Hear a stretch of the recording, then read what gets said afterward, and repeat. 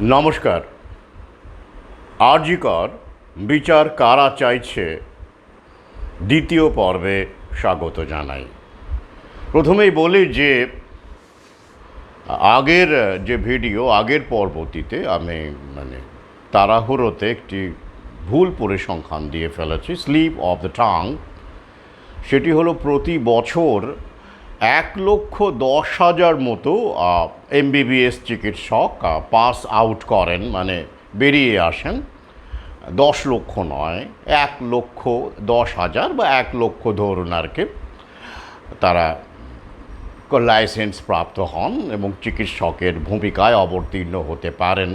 আর medical কলেজের সংখ্যা 710টি, তার মধ্যে সরকারি বেসরকারি মিলিয়ে। আর বর্তমানে আমাদের দেশে প্রায় 11 লক্ষ, মানে 10,80,000 মতো রেজিস্টার্ড চিকিৎসক আছেন, মডার্ন মেডিসিনের বা অ্যালোপ্যাথির চিকিৎসক। তার মধ্যে 1 লক্ষ সরকারি ক্ষেত্রে কর্মরত। 1 লক্ষ, এই তথ্যটা আমি আগেও দিয়েছি। তো এবার দেখুন, আমি আগের ভিডিও সূত্র ধরে এগোতে থাকি। এই 1 লক্ষ সরকারি চিকিৎসকের বেতন যদি আপনি বছরে গড়ে 10 লক্ষ টাকা করেও ধরেন, যদিও বাস্তবে সিনিয়রদের ক্ষেত্রে অনেক বেশি, আমি গড়ে বলেছি, তাহলে সেটা কত হাজার কোটি টাকায় দাঁড়ায়। এবং এটা যে বোঝা, কারণ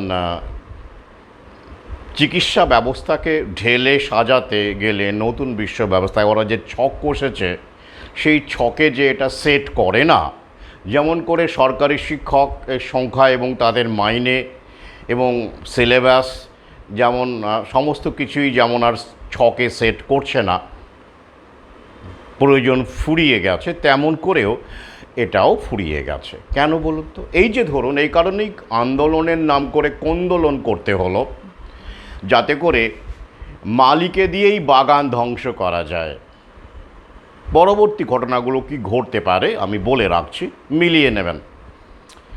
এই যে চিকিৎসক নিয়োগ বন্ধ হয়ে যাবে সরকারি ক্ষেত্রে, এটা আমাদের নতুন বিশ্ব ব্যবস্থা সব রাজ্যে তো সমানভাবে হচ্ছে না। দেখবেন কোথাও বার্ড ফ্লু বেশি হচ্ছে, কোথাও ডেঙ্গু বেশি হচ্ছে, কোথাও এই শিক্ষক নিয়োগ নিয়ে ডামাডোল। মানে আমাদের রাজ্য তো আবার একটু বেশি এসব ক্ষেত্রে, মানে what Bengal thinks today they are thinks tomorrow, বুঝতেই পারছেন। একটু আয়রনি নিয়েই বললাম, গভীরে গেলে উপলব্ধি করতে পারবেন। তো সেই হিসেবে পশ্চিমবঙ্গে এই কার্যক্রমগুলো, যেগুলো অন্যান্য রাজ্যেও পরবর্তীতে হবে, সবই হবে এক এক করে, আমাদের আগে হচ্ছে আর কি। যেহেতু ক্ষেত্র প্রস্তুত, ডিভাইড অ্যান্ড রুল, বিভিন্ন ক্ষেত্রে ক্ষেত্রটা প্রস্তুত। আর ভদ্রলোক বেশি, তো আমাদের ভদ্রলোকের সংখ্যাটা বেশি এই রাজ্যে, তো আগে হবে তো স্বাভাবিক। তো এবার দেখুন, এই যে তাহলে 1 লক্ষ চিকিৎসক এখন আছেন সরকারি ক্ষেত্রে, এই নিয়োগটা মানে পদ আছে বলি, এবং অসংখ্য পদ এখনও পড়ে আছে। জনগণের জন্য মাথাতে মডার্ন মেডিসিনের ভূত ঢুকিয়ে দিয়ে ওরা জনগণকে ফার্মা কোম্পানির ওপর ডিপেন্ডেন্ট করে দিয়েছে। আর এই কারণেই সরকারি চিকিৎসা ব্যবস্থা মানেই এখন ফার্মা কোম্পানির চিকিৎসা ব্যবস্থা, তাদের খিদমত করতে হয়, মডার্ন মেডিসিন। তো এই যে মানুষগুলো এখন যাবে কোথায়, তাদের মধ্যে তো ব্রেন ওয়াশ করে দেওয়া হয়েছে, এটাই পদ্ধতি। তাহলে এটা যখন, এই নিয়োগগুলো বন্ধ হয়ে যাবে, কখন বন্ধ হয়ে যাবে? যখন ডামাডোলটা চলতে থাকবে এইভাবে, এবং এটা সমস্ত ক্ষেত্রেই প্রসারিত হবে চিকিৎসা ক্ষেত্রে, সরকারি চিকিৎসা ক্ষেত্রে। তখন কি হবে? এই মুনাফাটা লুটবে বেসরকারি ক্ষেত্র, সেখানে রোগী বাড়বে, ঘটিবাটি বিক্রি করে হলেও যাবে। আর পাশাপাশি এই রাজনৈতিক দলের অনেকেই দেখবেন মেডিকেল কলেজ খুলে বসেছে, নেতারা, টপ লেভেলের নেতারা, সাধারণ নেতা নয় আর কি, তারা তো কী বলবো, তারাও বেনিফিটেড হবে।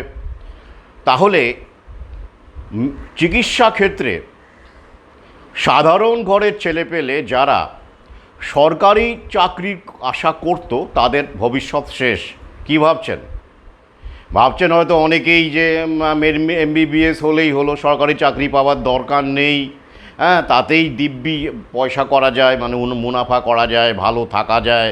ভুল ভুল ভাবছেন, ভুল ভাবছেন। ব্যাপারটা তা নয়। কর্পোরেট লেভেলের আনুকূল্য পাওয়া তাদের দালাল চিকিৎসকের কয়েকজনের নাম আপনারা জানেন, ভালো কামায়, বাকিদের খবর রাখেন।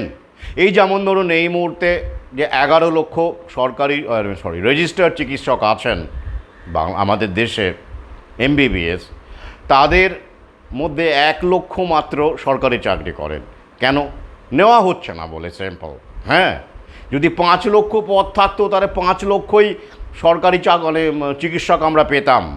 হ্যাঁ, কারণ সিকিউরিটি, জব সিকিউরিটি। আপনি কি ভাবছেন যে একটা চেম্বার খুলে বসলে রাতারাতি আপনি লাখ লাখ টাকা ইনকাম করবেন? বাস্তবে তা নয়। ফার্মা কোম্পানির খিদমত করতে হয়। হ্যাঁ, লেজুর থাকতে হয়, কর্পোরেটের লেজুর থাকতে হয়, এদিক ওদিক অনেক কিছু করতে হয়, ম্যানুভারিং করতে হয়, ম্যানুপুলেশন করতে হয়। তত সোজা নয়। হ্যাঁ, চেম্বার খুলে বসলে আপনি লাখ লাখ টাকা পাবেন আর হাজার হাজার রোগী পাবেন, বাস্তবটা তা নয়। বাস্তব যদি তাই হতো তাহলে প্রতি বছর ওই যে ইউপিএসসি পরীক্ষায় দেখবেন, এই যে পরীক্ষাগুলো হয় আইএএসের জন্য, আইপিএসের জন্য, সেখানে খোঁজ নিয়ে দেখুন মেডিকেল পড়ুয়া এমবিবিএস কত শতাংশ থাকে। তথ্য বলছে টেকনিক্যাল এবং মেডিকেল মিলিয়ে 70% ক্যান্ডিডেটই এরাই। ভাবতে পারেন, বাকি জেনারেল লাইন।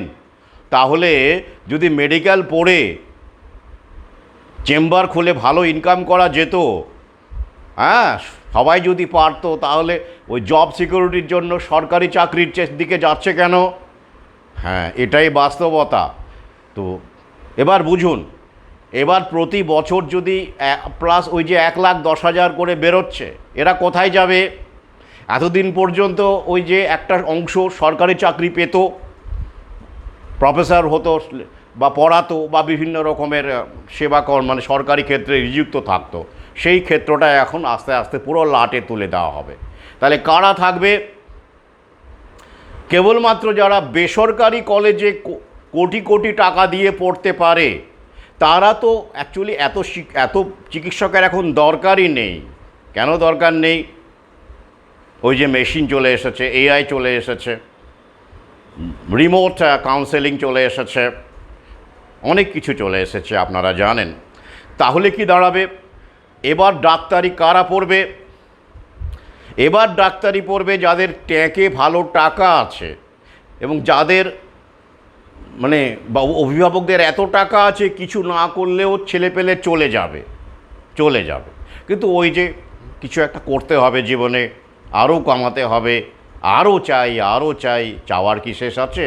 তো তারা অবশ্যই ভালো রকম টাকা দিয়ে প্রাইভেট মেডিকেল কলেজে ভর্তি হচ্ছেন এবং এরাই কিন্তু পরবর্তীতে কর্পোরেটে চলে যাবেন। আগে হ্যাঁ, কারণ ওই কলেজগুলো কর্পোরেটেরই ইনভেস্টমেন্ট, সেখান থেকে পাস আউট হবে, কর্পোরেট নিয়ে যাবে, অর্থাৎ মাছের তেলে মাছ ভাজা, কর্পোরেটই তাদেরকে পুষবে। তাহলে বাকিদের কি হবে? সাধারণ মধ্যবিত্ত ঘরের ওই যে সন্তান ডাক্তার হবে, আপনারা স্বপ্ন দেখতেন, আমরা অনেকেই স্বপ্ন দেখেছি, তারা কি করবে? তারা কোথায় যাবে? তারা কম পয়সায় সাবসিডাইজ যে সরকারিভাবে চিকিৎসক হওয়ার সুযোগ ছিল, সেটা কি থাকবে? না, থাকবে না, ওটা উঠে যাবে আগামীতে, বহু আগেই বলেছে। তাহলে সরকারি চিকিৎসা ব্যবস্থা ওই স্কেলেটাল কোনো রকম করে নামকেও আসতে আরও কিছুদিন টিকিয়ে রাখা হবে, আর ওই ডামাডোল চলতে থাকবে। তাহলে এই যে চিকিৎসকদের, সিনিয়র চিকিৎসকরা যারা বলছেন, কি বলছেন, যে সাসপেনশন হলে কারো একজনের নামে সাসপেনশন যদি হয়, জুনিয়র ডাক্তারদের বলছেন, তাহলে আমরা আছি, আমরা পাশে দাঁড়াবো, আমরাও কর্মবিরতি করব। কেউ গভীরে গিয়ে ভাবছেন না, এদের তো যারা বলছেন এসব কর্মবিরতি করব, তাদের কর্মবিরতি নেওয়ার সময় চলে এসেছে, মানে আজীবন বিরতির সময় চলে এসেছে। কেউ 60 ছুঁই, অনেক বয়স হয়েছে, তো তাদের কর্মবিরতি হলে কিছু যায় আসে না। তারা যা কামিয়ে নিয়েছেন, প্লাস অনেকেই বেসরকারি ডাক্তার, আপনারা তো জানেন না বাস্তবটা, ভালো ইনকাম, পরে যদি চাকরি ছেড়েও দেন, চলেও যায়, কিচ্ছু যায় আসে না। ভুগবেন কারা? এই জুনিয়র ডাক্তাররা। আগে হ্যাঁ, তখন আর কাউকে পাওয়া যাবে না, সব কেটে পড়বে। এটাই বাস্তবতা, এটাই বাস্তবতা। তাহলে এটা কেন করা হচ্ছে আরও একবার ভালো করে গুছিয়ে বলি। প্রথমত, প্রতি বছর 1,10,000 চিকিৎসক বেরোচ্ছে এমবিবিএস, ওদের দরকার নেই, দরকার নেই। এই সংখ্যাটার একটা উল্লেখযোগ্য অংশই হচ্ছে কোট আনকোট মেধাবী ছেলে, যাদেরকে আমরা মেধাবী ছেলে মেয়ে বলি। এই ব্যবস্থায় যাদেরকে মেধাবী বলে আমরা, ওরাই মেধা সৃষ্টি করে, ওরাই ডেফিনেশন তৈরি করে, আমি সেই অর্থেই বলেছি। তো এরা কিন্তু সাধারণ ঘরের, মধ্যবিত্ত ঘরের, যে মধ্যবিত্তের বিনাশ, মধ্যবিত্ত ঘরেরই পড়ুয়া ছেলে মেয়ে। তো তারা সাবসিডাইজড যে গভর্নমেন্ট কলেজগুলো, মেডিকেল কলেজগুলো ছিল, সেখানে পড়াশোনা করেছেন। কিন্তু এরা আগামীতে আর পারবেন না, কারণ উঠে যাবে, তো সাবসিডি তুলে নেওয়া হবে, বেসরকারিকরণ হচ্ছে। তাহলে কারা পড়ার সুযোগ পাবেন? যারা কোটি টাকা দিয়ে ভর্তি হতে পারবেন। যা জানেন তো প্রাইভেট মেডিকেল কলেজে কত টাকা দিতে হয়। এবং এরাই আগামীতে এই কর্পোরেটগুলোতে, কর্পোরেট সেক্টরগুলো বা অন্যান্য ক্ষেত্রে এরাই এদের যে সংখ্যা হবে সেটাই যথেষ্ট, বাকি লাগবে না। তো বাকি মেশিন লার্নিং আছে, এআই আছে, হ্যাঁ, বাকির ওই ভিডিও কনফারেন্সিং আছে, তাই তো? এখন তো সব করোনাকালে তো সব বড় বড় নামি নামি চিকিৎসক তারা ভিডিও দিয়ে রোগী দেখেছেন, জানেন নিশ্চয়ই। তাহলে ছেটে ফেলা হচ্ছে কর্মসূচিটা, এটাই গভীরে না গেলে কেউ বুঝতে পারবেন না, ধরতেই পারবেন না।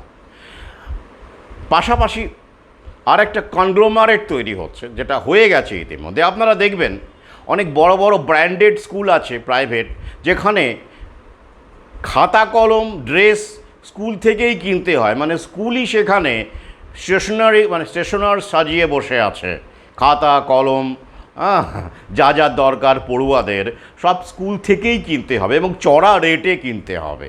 এ নিয়ে মাঝে মাঝে অভিভাবকরা একটু গাঁইগুই করলেও ওই যে ব্র্যান্ডিংয়ের ব্যাপার আছে না, বাবা, হ্যাঁ, একটু চেপে চেপে যান, আড়ালে আবডালে বলেন ওই ব্র্যান্ডেড স্কুলে পড়েন সব, হ্যাঁ, ছেলেপেলেরা, নিজেরা আবার সরকারি চাকরি করেন। সরকারি চাকরিটা ভালো, চাকরি করার পক্ষে ভালো, পড়ানোর পক্ষে প্রাইভেট স্কুলই ভালো, আপনারা জানেন সেটা।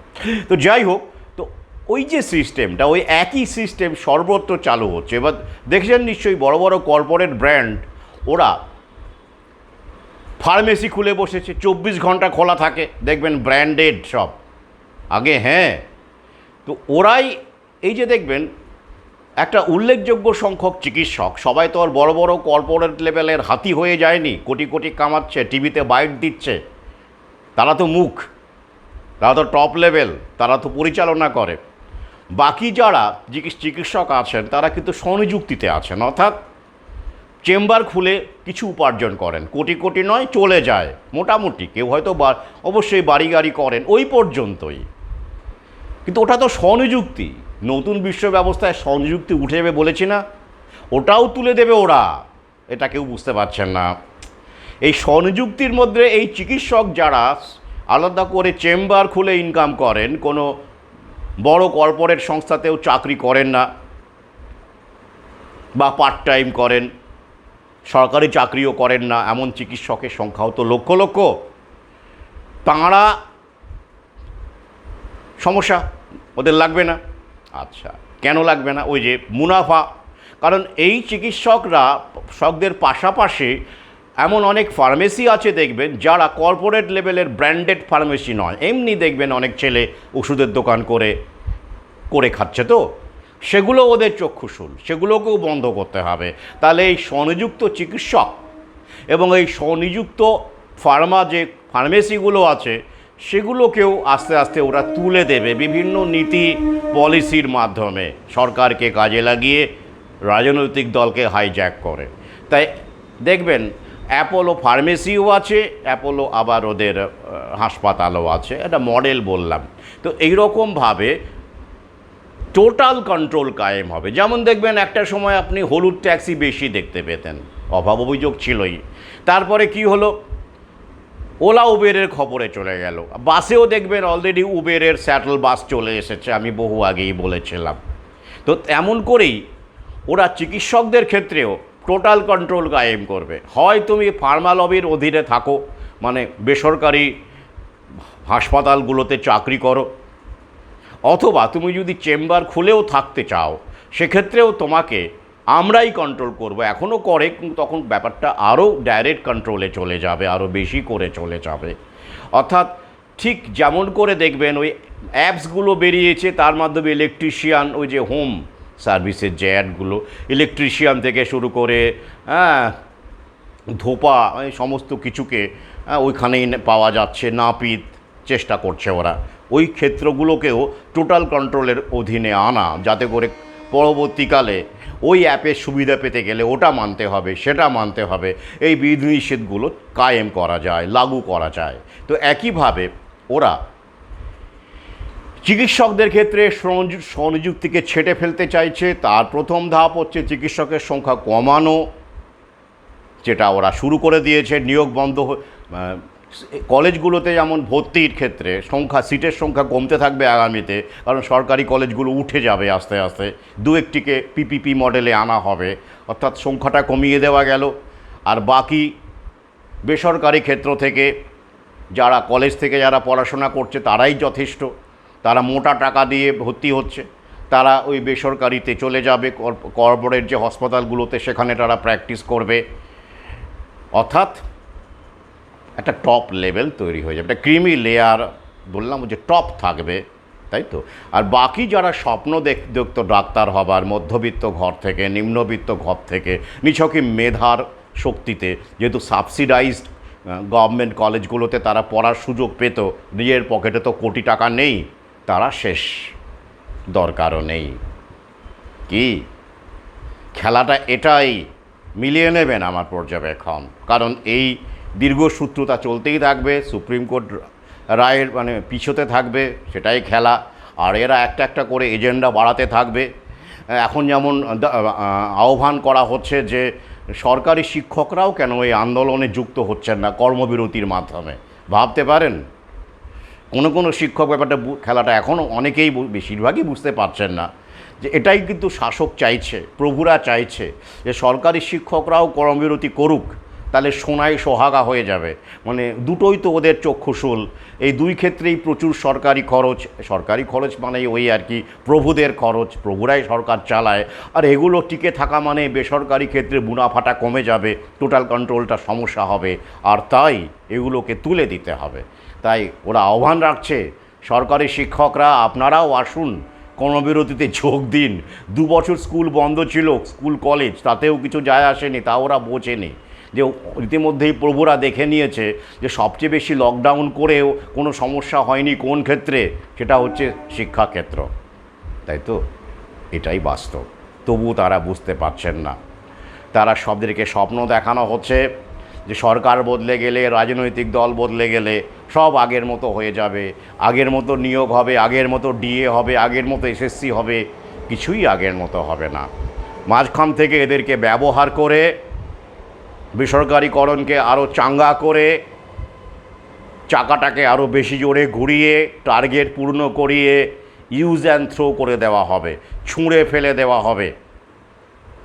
ভাবুন, যেভাবে সাধারণ মানুষের এখানে যে একটা ডিভাইড অ্যান্ড রুলের খেলা হচ্ছে, যে আগের ভিডিওতেই বলেছি, এই আন্দোলন করছি মূলত শিক্ষিত মধ্যবিত্ত শিক্ষক, চিকিৎসক, জুনিয়র ডক্টর এবং শিক্ষিত বেকার যুবক যুবতীদের একটা বড় অংশ, যারা স্বপ্ন দেখে এই সরকারি চাকরি তারা পাবে।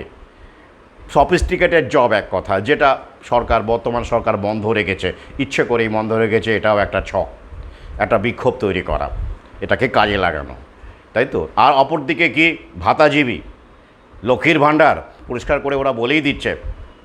তাহলে এই একটা ডিভাইড অ্যান্ড রুলের খেলা ইতিমধ্যেই ওরা উদ্দেশ্যপূর্ণভাবে মাননীয়াও তৈরি করে ফেলেছেন। এটা সবাই একসাথে খেলাটা খেলছে, আর আমরা ভাবি সব রাজনৈতিক দল মনে হয় আলাদা, সবাই একসাথে খেলাধুলা করছে। এরপরে কি হবে, যদি এই জুনিয়র ডাক্তারদের ওপর সাসপেনশন আসে, 1 2 বা 10 জন, বা নিয়োগ না হয় নতুন চিকিৎসক, সাধারণ মানুষ কি করবে? প্রতিবাদ করবে, ঠিক হয়েছে, ঠিক হয়েছে, দেখ কেমন লাগে। হ্যাঁ, নেতারাও কেটে পড়বে। কত কারখানা তুলে দিল শ্রমিকদেরকে ব্যবহার করে, ইউজ করে, মালিকের কি ক্ষতি হয়েছে বলুন? হ্যাঁ, কোনো মালিক ক্ষতিগ্রস্ত হয়েছে, সাধারণ মালিক। আমি বলতে চাইছি মালিক বলতে যারা দেশ চালায়, আদানি আম্বানি টাইপের, কোন মালিকের ক্ষতি কোন মার্ক্সবাদী দলটা করতে পেরেছে আমাকে দেখান। চ্যালেঞ্জ রইল। উল্টে এইসব ছোটোখাটো কারখানাকে তুলে দিয়ে ওরা মনোপলির ক্ষেত্র তৈরি করে দিয়েছে, আদানি আম্বানিদের পথ পরিষ্কার করে দিয়েছে। ঠিক একইভাবে সরকারি ক্ষেত্রকে তুলে দিয়ে, চিকিৎসা ব্যবস্থাকে তুলে দিয়ে ওরা বেসরকারি কর্পোরেট হাঙরদের পথ আরও পরিষ্কার করে দিচ্ছে। সেই খেলাটাই শুরু হয়েছে, যেটা শেষ পর্যন্ত টার্গেট পূরণ না হওয়া পর্যন্ত চলবে। মিলিয়ে নেবেন আমার কথা, তাই তো? এবার শিক্ষকদের উপরও, শিক্ষকরাও যদি আবার এখানে যোগ দেন, যদিও আমার মনে হয় চৈতন্য উদয় একটা অংশের তো হয়েছে, যাই হোক, সুযোগ ওঁত পেতে আছেন কিন্তু মাননীয়। কিছুই যায় আসে না, স্কুল বন্ধ হয়ে গেলে কার কিছু যায় আসে বলুন দেখি? 2 বছরে কার কিছু যায় এসেছে? আমাদের অভিভাবকদের অবস্থাও দেখুন না, তারাও তো বিষ বাও জলে। আপনারাই বুঝতে পারছেন না খেলাটা, ওরা কি বুঝবে? তাহলে 16 কলা পূরণ হয়, নজর রাখবো, আপনারাও রাখুন। প্রক্রিয়াটা খুব ইন্টারেস্টিং, বোঝার চেষ্টা করুন কীভাবে আমাদেরকে দিয়েই কার্য উদ্ধার করা হয়, কাঁটা দিয়ে কাঁটা তোলা। তাহলে প্রশ্ন হচ্ছে, প্রতিবাদ কি কেউ করছে না? মানে বিচার কি কেউ চাইছে না? বিচার অবশ্যই, নিশ্চয়ই চাইছে। কারা চাইছে? রাজনৈতিক দল চাইছে? না, চাইছে না। নেতারা চাইছে? না, চাইছে না। কে ডিএ থেকে বঞ্চিত, কেন্দ্রীয় হারের ডিএ পাচ্ছেন না বলে যারা প্রতিবাদে সামিল হয়েছেন তারা বিচার চাইছে? না, চাইছে না। যারা মনে করে সরকার বদল হয়ে গেলে আমি চাকরি বাকরি পাবো, আগের মতো নিয়োগ হবে, এসএসসি পাবো, তারা বিচার চাইছেন? না, চাইছেন না। তারাও স্বার্থে সামিল হয়েছেন। যারা মনে করছেন যে না, এই সরকারের আমলেই ভালো আছি, ভাতা পাচ্ছি, লক্ষ্মীর ভাণ্ডার পাচ্ছি, বাবা থাক, আমি আন্দোলনে যাব না, তারাও কি বিচার চাইছেন? না, চাইছেন না। তাহলে কারা বিচার চাইছেন? আমাদের মতো কতিপয় মানুষ, যারা কোনো সংগঠনের সঙ্গে যুক্ত নই, কোন দল এলো গেল তার উপরে আমাদের স্বার্থ নির্ভর করে না, লাভ ক্ষতি হিসেব আমরা এই যারা করি না, বা ক্ষতি হলেও যারা ব্যক্তিগত ক্ষতির ঊর্ধ্বে নৈতিকতাকে রাখেন, বিবেককে রাখেন, এমন কতিপয় জনতার অংশ, জনতার এই কতিপয় জনতার অংশই বিচার চাইছেন। তাহলে কি হবে? এবার খুঁজুন দেখি এরকম লোক কজন আছে যারা রাজনৈতিক দলের ঊর্ধ্বে ভাবতে পারে, ফার্মা কোম্পানির মুনাফার ঊর্ধ্বে ভাবতে পারে, ব্রেন ওয়াশড হওয়ার বাইরে থেকে ভাবতে পারে, বাইরে গিয়ে ভাবতে পারে, ব্যক্তিগত স্বার্থ চরিতার্থ হবে কি হবে না, পালাবদল হলে আমি কতটা উপকৃত হব কি হব না, সেই ভাবনাকে পদাঘাত করে ভাবতে পারে। এই রকম মানুষ যদি কেউ থেকে থাকেন, এবং যত সংখ্যায় থেকে থাকেন, তারাই আসলে বিচার চাইছেন। তাদেরকে আপনি দেখতে পাবেন না, তারা অদৃশ্য। কারণ তারা ওই যে আন্দোলনের প্রথম দিকে কেউ থাকলেও তারা সরে এসেছেন, আর 2-1জন এরকম পেলেও তারা ব্যাপারটা জানেন না, গভীরে যেতে পারেননি বলে তারা এখনও আবেগের দ্বারা পরিচালিত হচ্ছেন। আর্থসামাজিক ব্যবস্থায় এই রকমের আন্দোলন, প্রতিবাদ, আমি যাকে প্রীতিবাদ বলি, কোনো আবেগ দ্বারা পরিচালিত হয় না, এটা ক্যালকুলেশনের দ্বারা পরিচালিত হয়, একটা পরিষ্কার হিসেবের দ্বারা পরিচালিত হয়, আর্থসামাজিক হিসেব। সেই হিসেব অনুযায়ী এই আন্দোলন, যাকে আমি বলছি কোন্দোলন, চলছে। ডামাডোল তৈরি করা, এটা চলবে আগামীতে, আরও কিছুদিন চলবে। পুজোতেও দেখতে পাবেন দৃষ্টি আকর্ষণ করা বিভিন্ন রকমের ব্যাগান, স্লোগান। এখানে ফার্মা কোম্পানির ইনভেস্টমেন্ট আছে, বিগ ফার্মা রয়েছে এখানে, আর বড় বড় মুখ আন্দোলনের তারা কিন্তু বড় বড় ফার্মা কোম্পানির সঙ্গে যুক্ত। আর কেনা জানে সিনিয়র ডাক্তারদের, জুনিয়র ডাক্তারদের কথা বাদ দিলাম, তারা এখনও পড়াশোনায় করছেন। সিনিয়র ডাক্তারদের একটা বড় অংশ, এমনকি শিক্ষক যারা রয়েছেন, প্রফেসর, তারাও বেসরকারি হাসপাতাল থেকে ভালো ইনকাম করেন, সবাই না হলেও একটা উল্লেখযোগ্য অংশ। সেসব তথ্য বা সেসব তথ্য দরকার নেই, আপনারা চোখ কান খোলা রাখলেই দেখতে পাবেন, সেসব অনেক ছবি আছে। অর্থাৎ আমরা সমস্যাটা কি বলুন তো? গণ্ডগোলটা আমাদের ভেতরেই, সে জনতাই বলুন আর নেতাই বলুন, বিভিন্নভাবে আমরা সুযোগের অভাবে সৎ। হ্যাঁ, খুব খারাপ লাগে জানেন তো, এইটার থেকে বেরোনো খুব কঠিন কাজ, খুব কঠিন কাজ, অত্যন্ত কঠিন কাজ। আমি নিয়ে দীর্ঘ অনুশীলন করে, বুঝে, প্রশ্ন করে এই সিদ্ধান্তে এসেছি। এই কারণেই বারবার করে বলি লড়াইটা আসলে নিজের বিরুদ্ধে। The enemy is within us, the enemy is within you. তো বার্নার্ড শ সেই পর্যবেক্ষণ, যদিও তার মধ্যে রসিকতা ছিল, পুরোটা সত্য নেই, কিন্তু আপনাদের বলি, আমি মাঝে মাঝে পোস্টও দিই, পৃথিবীতে দু রকমের মানুষ আছে, বার্নার্ড শর কথা, যারা অসৎ, পিপল হু আর ডিসঅনেস্ট, আর কি যারা এখনও অসৎ হওয়ার সুযোগ পাননি, অর্থাৎ সুযোগের অভাবে সৎ। তাই ব্যাপারটা সেই রকম। এই খেলাটা, এই ক্রিয়াটা যদি সেখান থেকে যদি আমরা সাবধান থাকতে পারি, সংখ্যাটা যদি আমরা বাড়তে পারি, তবেই সমাজের যে স্বপ্নের আমরা সমাজ দেখি সেটা বাস্তবায়িত হতে পারে। যে সিস্টেম যেমনই হোক না কেন, কিছুটা হলেও আমরা স্বপ্ন পূরণ করতে পারি, কিন্তু সেটা কি বাস্তবে হয় না। আর তাই আমরাই আমাদেরকে ব্যবহার করি। টপ লেভেলের লোকজন তারাও খেলাটা বুঝতে পারছেন, কারা বেনিফিটেড হচ্ছে, আলটিমেটলি কী হবে, দীর্ঘসূত্রতা কেন, তারিখের পর তারিখ আসবে আর আন্দোলন চলতে থাকবে, কারা ফান্ডিং করছে, কেন করছে, এই তারা জানেন না? জানেন, কিন্তু ওই তো আমরা আমাদেরকেই তো জীবিকা করি, আমরাই তো আমাদেরকে পণ্য করি। আর জায়নির শক্তি সেই আমাদের লোভটাকে, আমাদের স্বার্থপরতাকে কাজে লাগায়। তাই প্রকৃতি কিন্তু আমাদেরকে শিখিয়ে দিচ্ছে এর মাধ্যমে, যে আমি বারবার করে বলি, এটার প্রক্রিয়া, এটাকে বুঝুন, এটাকে চিনুন। শুধুমাত্র জায়নির শক্তিকে দোষ দিয়ে, বিল গেটসদের দোষ দিয়ে লাভ নেই। আমরা নিজেরা কতটা, আমরা কি ধোয়া তুলসী পাতা? প্রতিবাদ করবার সময় যারা প্রতিবাদ করছেন, যদি কেউ ভিডিওটা শোনেন বা কারোর কাছে পৌঁছয়, সম্ভাবনা কম, কারণ তারা ব্রেন ওয়াশড। তবুও যদি কেউ আগ্রহী হয়ে শোনেন, তারা একটাই প্রশ্ন করবেন, এই প্রতিবাদের সময় ধর্ষিতার মুখটি কি বারবার করে, নিহত নারীটির মুখটি কি বারবার করে, অথবা যে কোনো, পৃথিবীর যে কোনো, ধর্ষিতা তো একজন নয়, আগেও হয়েছে, আগামীতেও হবে, এই নিপীড়িতা নারীটির মুখ, নারীদের মুখই কি বারবার করে আপনার সামনে ভেসে আসছে, নাকি নিজের মুখটাই দেখতে পাচ্ছেন? নিজের মুখ, তাকে সাজিয়ে গুছিয়ে তোলার জন্য আপনি প্রতিবাদের ঘোলা জলে মাছ ধরতে নামেননি তো? ঠিক যেমন করে রবি ঠাকুরের গান গাইতে গাইতে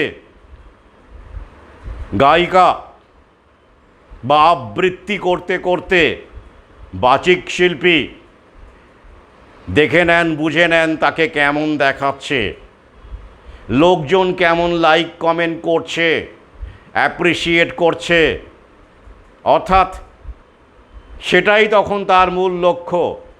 রবি ঠাকুর তার লক্ষ্য নয়। রবি ঠাকুরের গানে, কবিতায় যে আদর্শের কথা বলা হচ্ছে, যা তিনি উচ্চারণ করছেন গানের মাধ্যমে, কবিতার মাধ্যমে, তাকে তিনি পালন করছেন, সেটা কি বিবেচ্য তার কাছে? বিবেচ্য নয়।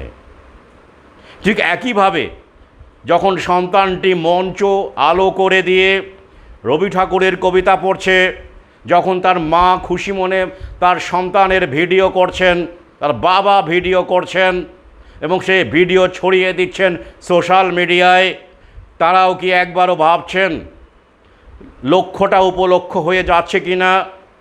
রবি ঠাকুরের কবিতা পড়া সন্তানটি রবি ঠাকুরের কবিতার বলা যে আদর্শ, যে চিন্তন, যে ভাবনা, তার দ্বারা কতটা প্রভাবিত হচ্ছে, বা তারা চাইছেন কতটা সেই ভাবনায় তাদের সন্তানকে প্রভাবিত করতে? প্রশ্ন জাগে না? ব্যাপারটা অনেকটা সেই রকম, অনেকটা কেন, পুরোটাই সেই রকম।